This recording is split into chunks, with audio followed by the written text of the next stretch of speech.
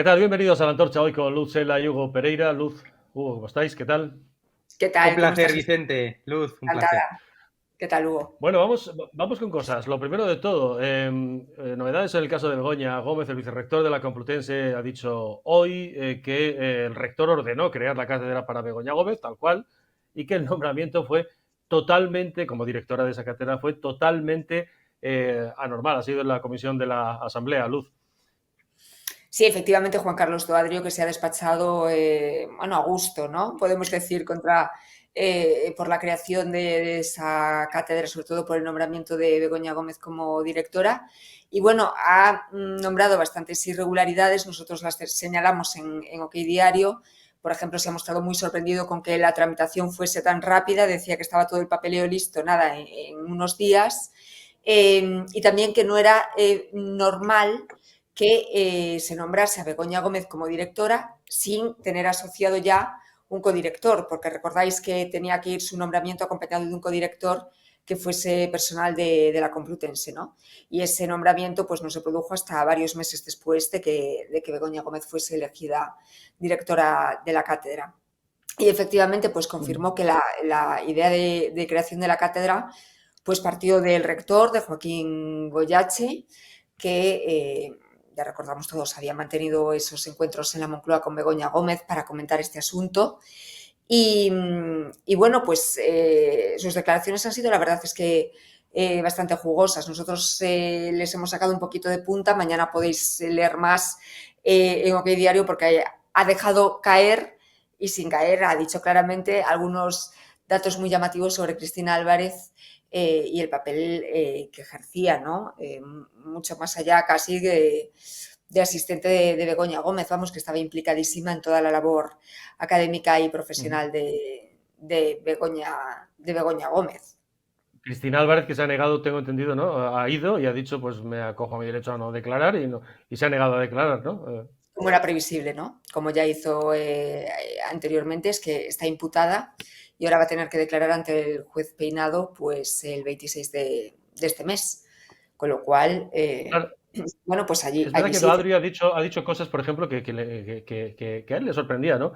Toda la prisa, ¿no? Buscar las empresas, un convenio, hacer la memoria, todo era como muy deprisa, ¿no? Y algo así como que, bueno, que pensaba que había un ejército detrás Eso haciéndolo, es, ¿no? trabajando.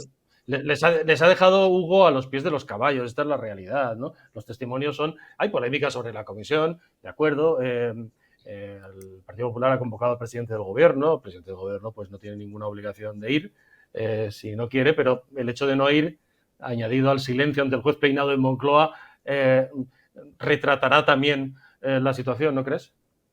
Bueno, a nivel primero de estrategia de comunicación, ¿no? De ciencia política, lo primero que estudiamos es que en un momento de crisis lo primero que hay que hacer es comunicar de forma transparente, ¿no? Que es totalmente lo contrario a lo que está haciendo este gobierno, ¿no? Entonces, en términos de comunicación y transparencia, por mucho que se le saquen, se den toques en el pecho, ¿no? De que somos el gobierno más transparente, desde luego aquí no hay ninguna transparencia, ¿no? O sea, desde el principio hasta ahora no han dado ningún tipo de explicación más allá de lo de bulo, fake, complot de la ultraderecha y de los medios de comunicación, bueno, todo esto que venimos escuchando, más allá de eso no hay ningún tipo de explicación, ¿no? Y eso yo creo que ya de por sí es algo significativo, al menos en términos comunicativos. Y segundo, yo siempre digo, estamos en un Estado de Derecho, yo no sé si Begoña Gómez o no ha cometido algún tipo de delito, eso tendrá que determinar un juez, presunción de inocencia, pero yo lo que siempre dije y tengo clarísimo es que si la mujer del presidente del gobierno, sea la que sea, de cualquier presidente hasta ahora, llama o me llama y me pide que haga el Pino Puente, yo lo hago, ¿no? Es decir,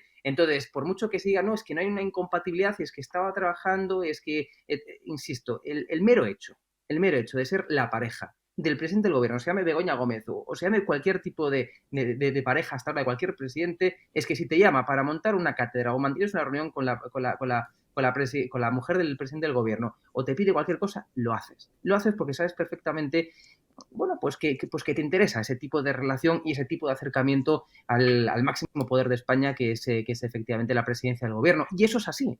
Entonces, insisto, yo no sé hasta qué punto ha hecho o no algo ilegal Begoña Gómez, eso lo tendrá que determinar un juez, desde luego. Pero yo lo que tengo clarísimo es que aquí hay una incompatibilidad en esto y en cualquier otra petición de ámbito privado, y sería pertinente que en España se abriera de una vez el legislar y el normativizar las funciones de la mujer o de la pareja del presidente del gobierno. Es que creo es verdad que ha llegado esto el si hay punto, ética, ¿no? no hace falta, ¿no? Quiero decir, Luz, Bueno, quiero decir que esto es verdad pero que lo hemos hablado muchas veces, pero si hay un es que, comportamiento ético, no haría claro, falta, porque hasta ahora, en 45 años de democracia, no ha habido ninguna mujer del presidente del gobierno que haya hecho todo lo que ha hecho de hecho, Begoña Gómez, de hecho se apartaron, independientemente del recorrido se policial que apartaron, tenga. La se actividad profesional apartaron, de está muy vinculada a las empresas. Y cabe recordar que una cátedra ¿no? de la Complutense es precisamente un instrumento de financiación de la Complutense. Es que partamos de esa idea. Es que la cátedra no es una titulación académica, la cátedra es un instrumento de financiación y así se contempla en el propio reglamento de cátedras. Claro. Entonces, para la propia Complutense, pues era muy jugoso tener a la mujer del presidente del gobierno, que podemos imaginar el acceso a las empresas y la agenda que tiene, pues de su lado, ¿no? Y allí trabajando para ella. Y más allá de eso, a mí, bueno, pues lo que me sorprende, bueno, ya me sorprende no, porque ya no me sorprende nada, pero bueno, es el uso tan tan banal y tan totalmente sin escrúpulos de los recursos de Moncloa, ¿no? Porque por Moncloa, por las comparecencias que hemos ido escuchando en las asambleas, en la asamblea, en la comisión de investigación, ante el juez, por la Moncloa ha pasado todo el mundo. Ha pasado el rector, ha pasado la coordinadora de la cátedra, han pasado profesores de los másters, ha pasado, lo ha dicho también Juan Carlos Doadrio, que dijo que había estado en 2 ocasiones. O sea, que vamos, es que Begoña había convertido la Moncloa en un despacho, ¿no? Nosotros lo En publicamos un en su despacho día. particular, está claro.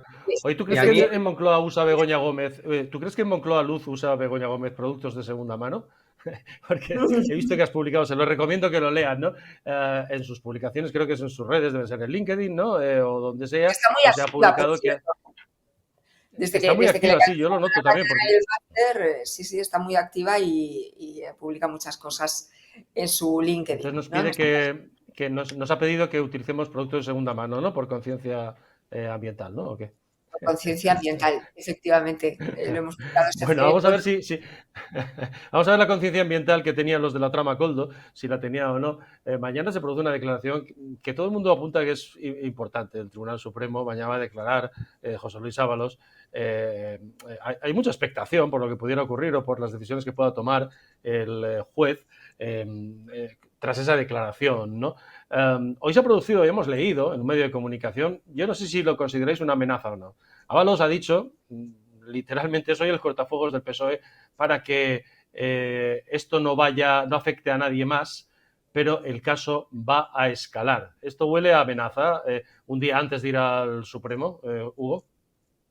A ver, yo lo que tengo clarísimo es que Ábalos sabe mucho más de lo que está diciendo y puede contar mucho más de lo que está contando, ¿no? Sí que es cierto, tanto en público como incluso hasta en privado, ¿no? Esto lo que dicen fuentes de su entorno, incluso hasta, bueno, pues los que pudimos hablar con Ábalos, ¿no? Por el pasillo del Congreso, etcétera, etcétera, pues jamás critica al PSOE, jamás, salvo para decir que las formas en que lo han echado, en el que lo han apartado, lo han ninguneado y todo lo que ya hemos escuchado públicamente. Lo cierto es que a nivel privado todos los ataques los concentra hacia el poder judicial, ¿no? De que me están persiguiendo, de que está habiendo una investigación pues en aspectos ilegal, ¿no? Es decir, es donde concentra sus críticas. Ahora bien, veremos hasta qué punto, cuando Ábalos se dé cuenta, por ejemplo, de que la estrategia de defensa, porque todo al final hay que circunscribirlo a que es una estrategia de defensa, ¿no? Cuando igual se dé cuenta que la estrategia de defensa de ir por el que me están investigando de forma ilegal y me están investigando mal, igual le deja de funcionar o no le funciona directamente, pues igual sí que veamos un cambio de estrategia y pase, digamos, a estrategia, que es otra estrategia judicial del ataque, ¿no? Del ataque.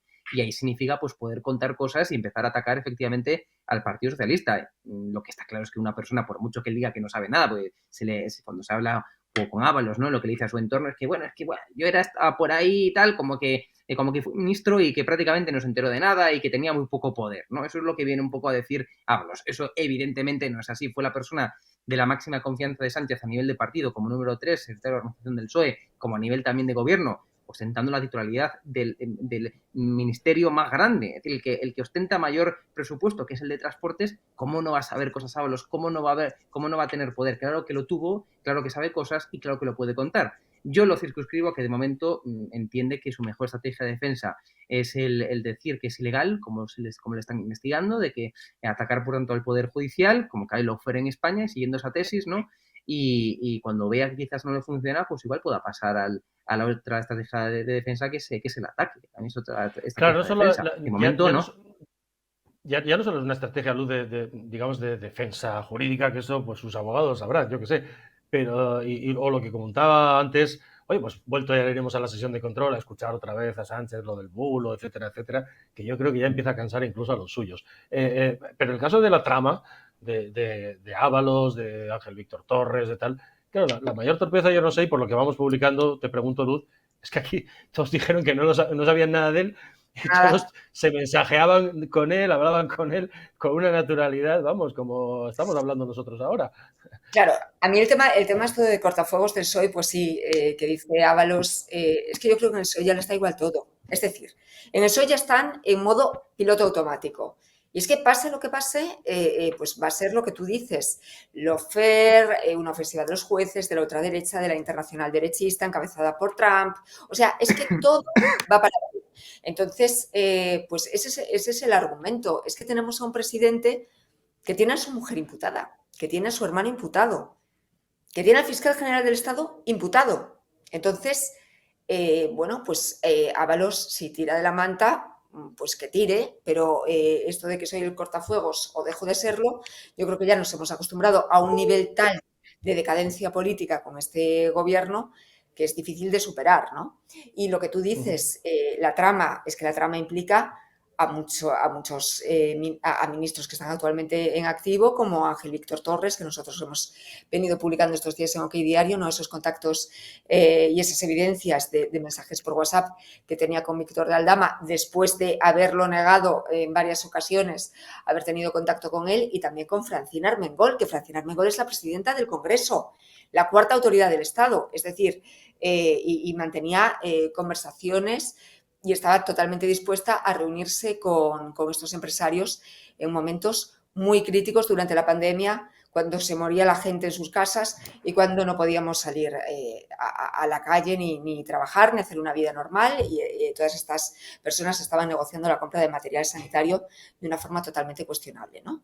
Por lo cual, bueno, pues no lo sé, estaremos muy pendientes de lo que pueda decir Ábalos, pero de momento... Mañana había un cierto, yo os cuento, hay un cierto de estas cosas, nosotros los periodistas les cuento a ustedes más bien, de repente empieza a haber un cierto run sobre qué medidas podría aplicar mañana el juez después de la declaración de Ábalos, incluso habría la posibilidad de que lo mandara a prisión. Bueno, a las fuentes que consultamos, conocedores del asunto a esta hora de la tarde-noche, que damos la antorcha, lo descartan, dice que para eso quedan todavía algunos pasos que dar, ¿no? De manera que probablemente Ábalos mañana va a declarar y se volverá a su casa. No sabemos si a la suya de aquí, alguno de los pisos, a la que estaba reformando en la Castellana, o a la que parece que tiene también en el Perú, que poco a poco van saliendo también. Ya veremos. Oye, ¿habéis estado en la sesión de control? ¿Habéis visto la sesión de control? ¿Habéis seguido? ¿Cómo habéis visto a Sánchez? Porque se le veía como siempre, con tics, ahora hablaremos de Montero, que ha sido un capítulo aparte, pero ¿cómo lo habéis visto? Porque se le ve, sigue sin poder evitar esa gesticulación el señor Sánchez, ¿no? De Hugo, de estar molesto, ¿no? Cuando se sienta, sobre todo cuando termina de responder a Feijóo, al sentarse, pues se ve como hace gestos raros y se le va la boca y mira al lado y tiene una sonrisa como perdida. A ver, yo creo que lo que... Sí, yo creo que lo que le ocurre a Sánchez es que se ha dado cuenta que perdió el control de la agenda mediática y política. Es decir, es que pasar de controlar todo y conseguir, ¿no? Que esto lo consiguió en su momento, hay que reconocerse, ¿no? Que la oposición fuera su rebufo, ¿no? Es decir, que la oposición fuera contestando lo que hacía Sánchez. O sea, ahora ya no es así. Ahora ya hay un nivel de noticias, ¿no? Que afectan, por tanto, al PSOE, al seno del PSOE, al seno del gobierno, tal cantidad que ya ha perdido absolutamente Moncloa, Sánchez, el control de la agenda mediática, el control de las preguntas, y por tanto lo único que le queda es no responder, que es lo que vemos sistemáticamente, que esto, a ver cuando un día nos ponemos ya a decir claramente de que es insostenible que una sesión de control al gobierno nunca responda una puñetera pregunta a Sánchez. Es decir, es que al final es pervertir absolutamente un control básico en una democracia como lo es el control del Poder Legislativo, del Congreso de los Diputados. Bueno, lleva 11 meses sin aparecer por el Senado. Bueno, está a punto de pero cumplir ¿cómo? un añito sin ir al Senado. El tío. Pero yo no recuerdo, de verdad. Ya va casi de cumpleaños. Yo no recuerdo la última pregunta que Sánchez realmente ha respondido. Es decir, es que si nos fijamos siempre no responde o le da la vuelta al asunto. O sea, esto es gravísimo en una democracia, que el presidente del gobierno no rinda cuentas en el Congreso de los Diputados, en la sesión de control. Es que verdaderamente es gravísimo. Y lo hacemos ya como nivel de compañía, nos reímos de, bueno, le da la vuelta, saca sus titulares, nos reímos. Pues no hay que reírse. Para mí me parece gravísimo. Pero pasa que tiene un público fiel, Luz, que repite. Él repite este argumento, le pregunten lo que le pregunten, aunque le pregunten claro. ¿qué día hace hoy? Y él dice, es un bulo, ahora ya tiene a Trump, y entonces pues tiene un público que le aplaude, ¿no, Luz? A la oposición constantemente. Creo que Feijóo ha estado muy acertado hoy en su intervención, porque ha sido muy gráfico, que no es algo muy habitual en Feijóo, y ha contrapuesto, ¿no?, esos 2.000 millones que va a recaudar el gobierno con la tributación del IRPF del salario mínimo. He dicho, no hay dinero para lo que no interesa, ¿no? Por ejemplo, los 200 millones que le debe usted a los pacientes de ELA, para eso no hay dinero. No hay dinero para el tren de Extremadura, pero sí hay dinero para darle 750 millones a Marruecos para trenes, precisamente, ¿no? Con lo cual, bueno, creo que ha estado acertado Feijóo, porque al fin y al cabo son datos con los que la gente se queda, y eso sí que creo que impacta. Feijóo, además, esos datos básicamente se los trabaja sobre todo Juan Bravo y el equipo de Juan Bravo. Sí. No solo los datos, digamos, de diagnóstico de la situación, sino que Feijóo es muy escrupuloso cada vez que van a proponer alguna medida, pide la memoria económica y eso se lo trabaja Juan Bravo. Juan Bravo que ha cogido y le ha pegado este repaso que os invito a ver a la vicepresidenta del gobierno, María Jesús Montero, que aquí ya sabéis, Hugo y Luz, que le llamamos María Jesús Mentiras. Muchas gracias, señora vicepresidenta. Señor Bravo. Este gobierno no va a subir los impuestos a la clase media ni a la clase trabajadora. De usted, dos opciones. O es mentira, o usted, que calificó a los del salario mínimo interprofesional como clase media, ahora los considera clase rica y por eso les cobra el 50%. ¿Le ha contado usted a los españoles que usted ha recaudado 140.000 millones de euros más en el año 2024 cuando llegaron, en el año 2018? ¿Que ha subido 97 veces los impuestos? El problema es que esto es una máquina de gastar mal el dinero público. 2.300 millones para invadir una empresa privada. Cientos de millones para 22 sillones azules, ministerios. Más de 1.000 millones para compensar pérdidas de correos. Frente a eso, usted no tiene dinero para dejar exento que cobra el salario mínimo, el de 1.184. Pero explíquelo bien. ¿Saben que cobra 16.500 de salario mínimo anual le van a quedar 15.500 porque va a pagar 1.000 euros de cotizaciones sociales? Impuestos. ¿Saben cuando vaya al supermercado pagará el IVA de los alimentos más alto porque usted decidió no prorrogar la rebaja? Impuestos. ¿Saben que cuando pague el recibo de la luz del salario mínimo pagará 3 impuestos? El de la producción, el de energía y el del IVA. Impuestos. ¿Saben que cuando vaya a repostar a la gasolina pagará 2 impuestos? Hidrocarburos e IVA. No va a parar de pagar impuestos. Y frente a esto, marketing, escudo social. El escudo social es para usted, para ustedes, para Sánchez, familiares y amigos frente a su corrupción. Al del salario mínimo, 50% de impuestos. Esto se resume en 3 frases. El trabajador paga más, el empresario paga más y usted recauda más. Ustedes están creando una sociedad de dependientes y de precariedad. 2 millones de personas dependen del ingreso mínimo vital. 2,4 millones de personas cobran el salario mínimo y 3,3 millones de personas están en situación de desempleo. 7 años de gestión, más de 7 millones de personas en situación de precariedad y dependencia. Por eso, nosotros queremos dejar de hablar del salario mínimo para poder hablar de que la gente pueda, con esfuerzo, con sacrificio y con productividad, ganar 50.000 euros al año, porque lo podamos hacer, que rompamos este infierno fiscal. Por eso, le decimos a los españoles, queda un día menos para que nosotros, con el apoyo de los españoles, construyamos una España de oportunidad y una España que lidere. Muchísimas gracias. Juan. Bueno, le ha pegado un repaso, Luz, considerable, porque ahí precisamente el PP que juega con la economía, ¿no?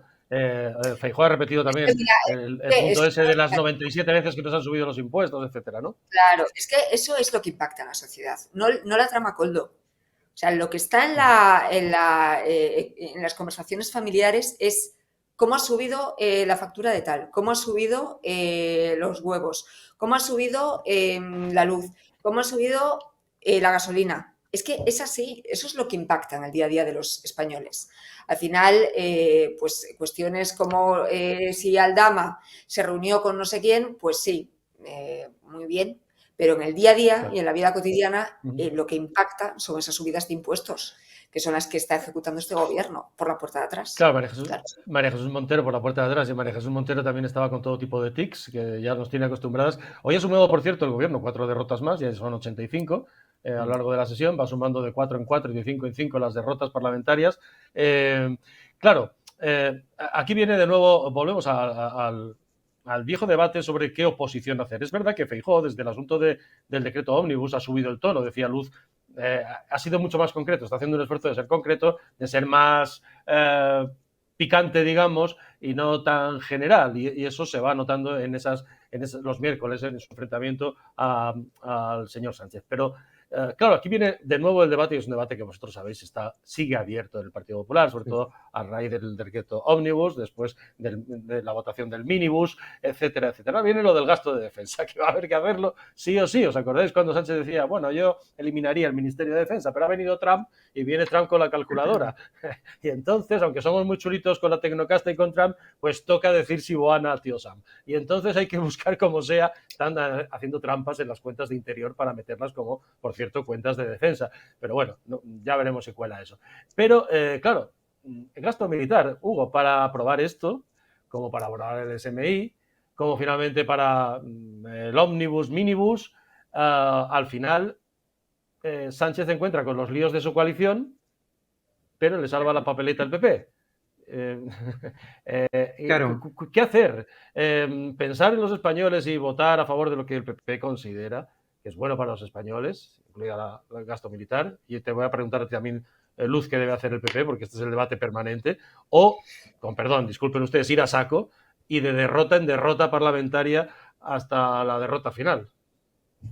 A ver, para empezar, el subir el gasto en defensa es algo necesario, no, es algo imprescindible, ¿no? Ya no solamente por las exigencias de la Unión Europea, de Donald Trump, sino que es algo imprescindible porque, evidentemente, el contexto global, ¿no? Internacional, pues nos lleva a ello, ¿no? Yo creo que es imprescindible que un país invierta en defensa cuando además la amenaza de la seguridad internacional pues está en jaque, ¿no? Partiendo de esa base, efectivamente, le hace falta el Partido Popular porque sus socios le han dicho que no. Sumar dice que, bueno, que en todo caso le apoyaría siempre y cuando el gasto en defensa no sea belicista, ¿no? Bueno, pues debe ser que el gasto de defensa irá a parar, no sé, si no es belicista, no se me ocurre en qué se puede gastar en defensa, ¿no? Dice Sumar, bueno, si no es belicista, podemos aceptar, ¿no? Pero aún así, aunque Sumar le vote que sí al PSOE, le seguiría haciendo falta el apoyo del Partido Popular para sacarlo adelante ese gasto en defensa, que por cierto, a ver cómo lo saca, ¿no? Porque haría falta presupuestos, cosa que cada día está más lejos de conseguirse, ¿no? Todo indica, ¿no? ¿Qué tiene que hacer el Partido Popular? Bueno, el Partido Popular es un partido, siempre lo dice, y es así, es un partido de Estado, un partido de gobierno, un partido que cuando llegara a un punto en el que estará en Moncloa, es evidente, ¿no?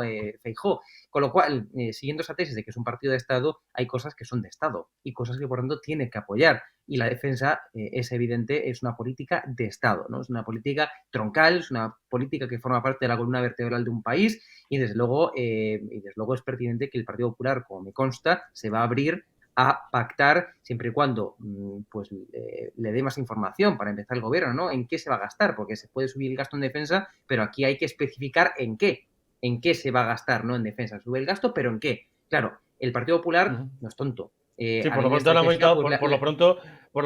han hecho algo que todos estamos de acuerdo, que es subirle el sueldo a los militares, pero no es precisamente el gasto que está pidiendo Trump. Luz, ese debate existe, sigue existiendo y se ha disparado desde el tema del ómnibus y el minibus. ¿No es así ese debate interno sobre qué oposición hacer?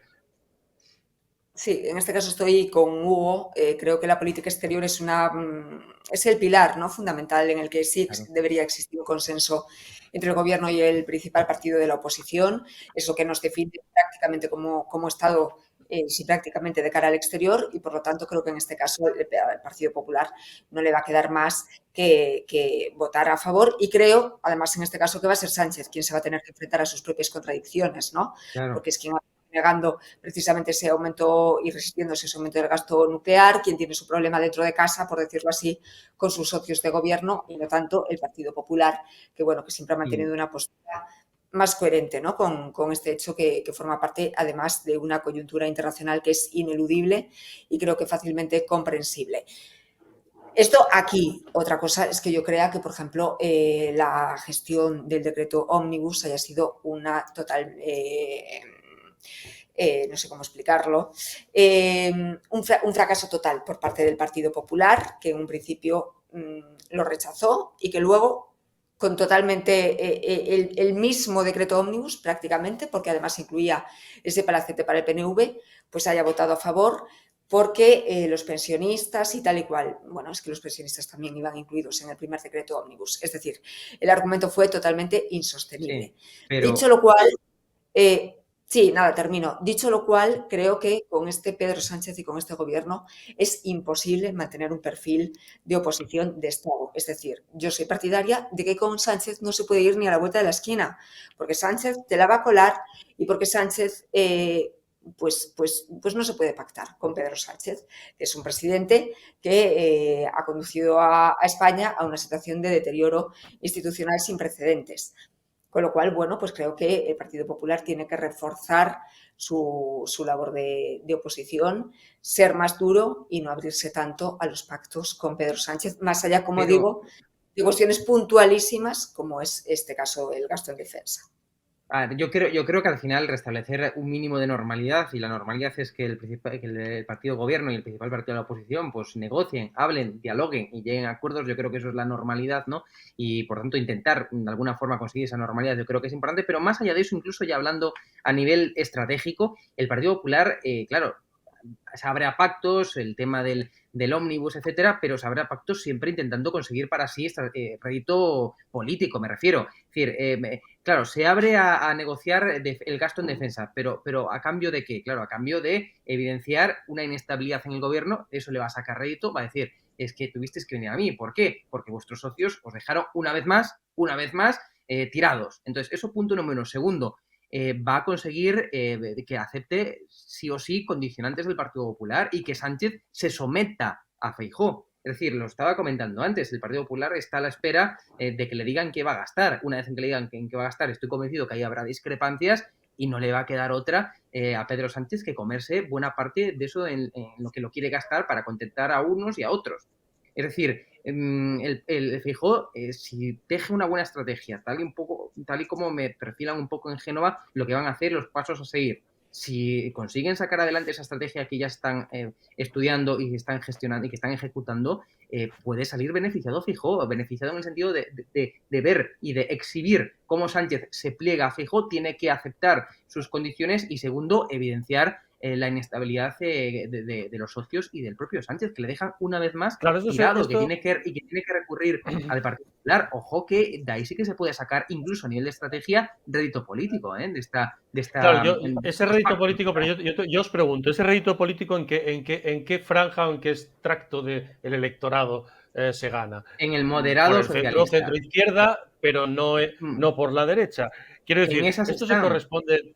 están en esas porque, ya se lo digo yo y vosotros lo sabéis, claro, en lo que está claro. el Partido Popular y la cúpula de Feijóo del Partido Popular es en lo mismo que estaban pensando el 23J, es decir, llegar a las encuestas, el voto por aquí está partido, está clarísimo, llegar a las encuestas al 155, 160 escaños, que soñaba Feijóo 48 horas antes, me consta casi personalmente en las elecciones del 23J, y a partir de ahí pues confiar en que no se va en no contar con Vox, que Vox no se va a negar a su investidura y pactar. Quiero decir, al final, Luz, la estrategia del partido va al hilo de lo que estamos hablando, enfocada a seguir sumando por el centro y por la izquierda, ya desencantados del PSOE, dando por hecho que Vox está en la derecha ya. Claro. Yo creo que sí. Yo creo que sí, ¿no? Ampliar la casa común del centro derecha, que es prácticamente el lema electoral del Partido Popular, es decir, captar a ese socialismo desencantado con la gestión de Pedro Sánchez y ensanchar esa base del electorado. De todas formas, es cierto también que yo creo que hay una parte del socialismo desencantado que ya se aproxima mucho a la derecha tradicional conservadora y que de socialismo tiene poco, porque el PSOE de Pedro Sánchez, recordemos que de socialismo también tiene poco. Con lo cual, pues bueno, yo creo que sí, que estamos en competir. ese...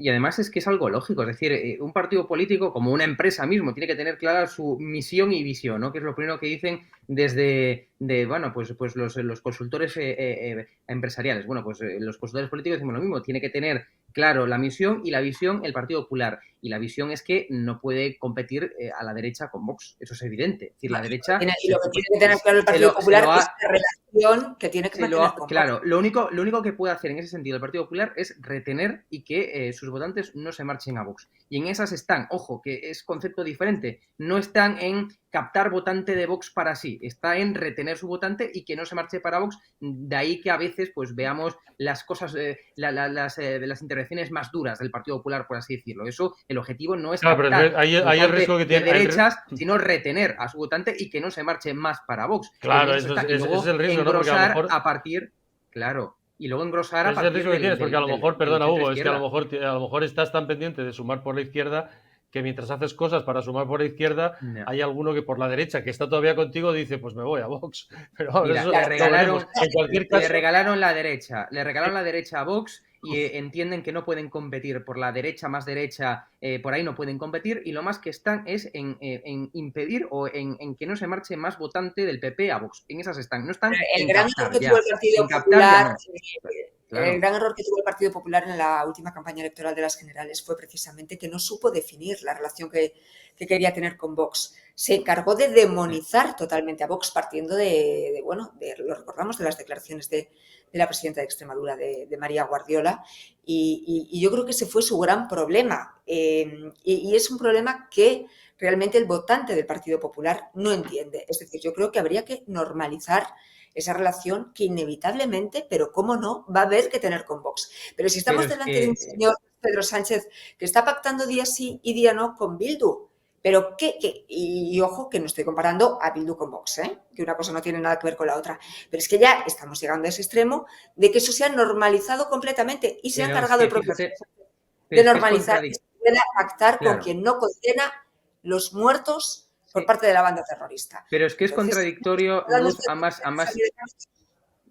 es que es contradictorio al final ambas estrategias. Me refiero, si se normalizan las relaciones con Vox y eso significa ir de la mano y ser amigos de Vox, por decirlo en coloquial, sí, pero si se normaliza y se ve ese acercamiento, digamos, del Partido Popular a Vox, es en ese caso imposible, totalmente imposible, que consigan su objetivo de captar votantes socialistas moderados.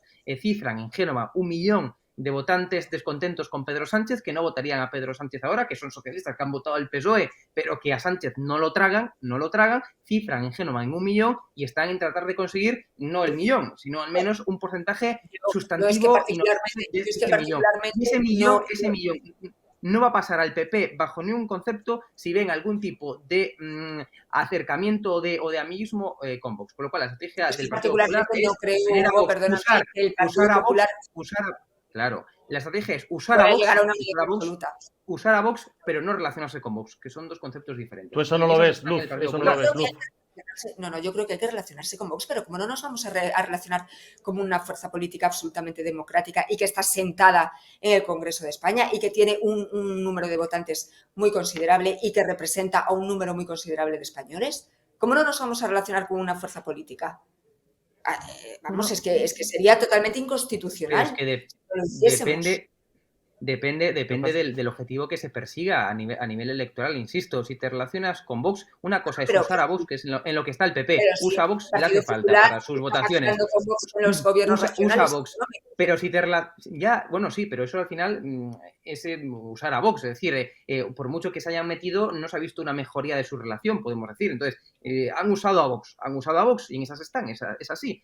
Desde el PP quieren usar a Vox, pero no relacionarse con Vox, que son dos conceptos diferentes y no se quieren relacionar con Vox o mostrar, por así decirlo en coloquial, amiguismo con Vox. ¿Por qué? Porque saben que de esa Lo que forma pasa no que van a está por ver, conseguir es verdad, ni por es chiste verdad que está por ver, ese votante más es verdad, moderado. perdóname, que está por ver que ese millón, que efectivamente dicen en Génova, no, es que tenemos todavía un millón para rascar de socialistas, Claro. está por ver que terminen votando a Feijóo, incluso que haga esto, Pero porque no es es la que primera vez que Luz, cuentan En parte lo lo del millón de consiguieron ya. socialistas.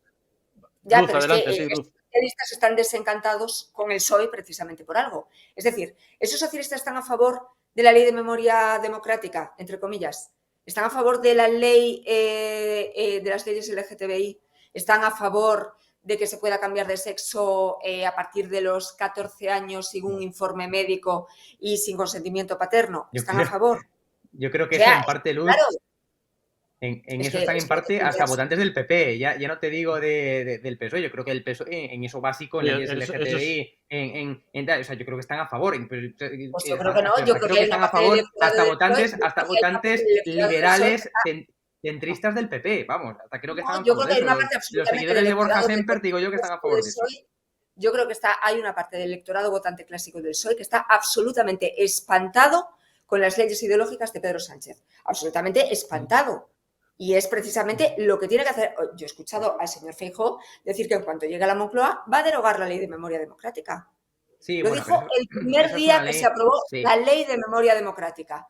¿Lo va a hacer el señor Feijóo? Pues es que a lo mejor hay una parte del PSOE, del electorado del PSOE, que precisamente quiere eso, que se derogue la ley de memoria democrática. ¿Por qué estamos presuponiendo que no? ¿Qué dice Vox? Bueno, veremos. Que se deroguen las leyes de memoria democrática. Lo que creo que está claro es que le regaló la derecha más derecha a Vox y que a partir de ahí quiere captar votantes socialistas moderados en ese millón que cifran en Génova. Y en esas están, y de ahí no se les mueve al PP. Están desde a ver si esta vez aciertan, porque lo del millón de votantes socialistas se va estirando como un chicle, lo llevamos escuchando ya un par de años o 3 por lo menos. Bueno, veremos, eso lo dirán las elecciones. Yo quiero, en la sesión de control ha ocurrido algo. Vean ustedes el bofetón dialéctico que le soltaba Juan Bravo a Montero, María Jesús Montero, mentiras, con los datos económicos, ¿no? Y ha habido un momento en que Montero se ha levantado y no sabía quién estaba contestando, observen. No, muchas gracias, señora Velarra, señora vicepresidenta primera. Señora Gamarra, compartimos que tiene que haber, perdón, es que se terminan en arra. Señora Velarra, me interrumpe el tiempo porque si no... Señores diputados, por favor.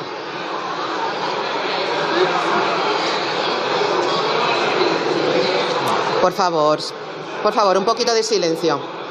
La señora vicepresidenta primera tiene la palabra. Señora Montero, entendemos el lapsus. Lleva usted mintiendo durante 40 minutos continuados y eso debe ser muy duro. Claro que han subido impuestos desde que Pedro Sánchez es presidente del Gobierno hasta en 96 ocasiones. Normal que se ponga nerviosa. Bueno, la verdad es que os dejo enseguida, pero Tellado de todos modos les pica, Luz. O sea, a Tellado le tienen miedo y lo tienen enfilado, ¿eh? Sí, la verdad es que sí. Es que ha estado combativo. Me tengo que ir, Vicente, lo siento muchísimo. Muy bien. Tenemos que preparar. Un abrazo, Luz, gracias. Hugo, Tellado les da caña, y...